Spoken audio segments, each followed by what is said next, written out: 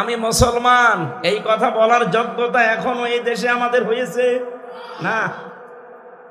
হ্যাঁ, আপনি আল্লাহর দিকে কম বেশি মানুষকে ডাকেন, প্রতিদিন ডাকেন, 7 দিনে জমার দিন ডাকেন, হয়তো 2 ঈদে 2 বার ডাকেন, অথবা আপনি বিভিন্ন জায়গায় সিস্টেমে আল্লাহর দিকে মানুষকে ডাকেন, এটা আমিও মানি।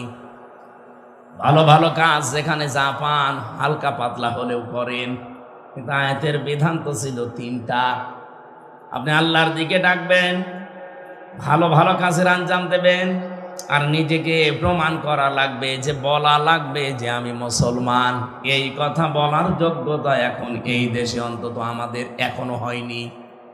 কারণ আমি যদি বলি আমি মুসলমান, আমার কাছে ঘুষ থাকবে। আমি যদি বলি মুসলমান, আমার বউ বেপরদায় চলবে। বলি যদি আমি মুসলমান, আমার কাছে জেনা থাকবে। এগুলো নেই। কেউ যদি বলেন আমি কিছু করি না, কে বলেছে আপনি করেন না? আপনি যে বাড়ি বানিয়েছেন, আপনি যে একটা প্রতিষ্ঠান করলেন, এই যে টুপিটা মাথায় দিয়েছি, এ রুমালটা দেখতে সুন্দর মনে হচ্ছে, হাসি রুমাল।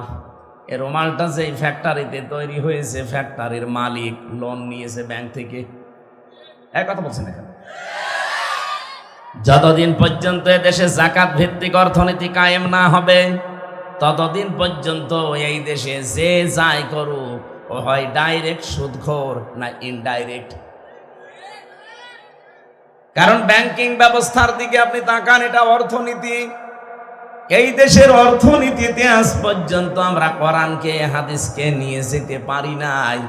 এই জন্য যত ব্যাংক আছে সবগুলো সুদের সাথে জড়িত, কেউ ডাইরেক্ট কেউ ইনডাইরেক্ট।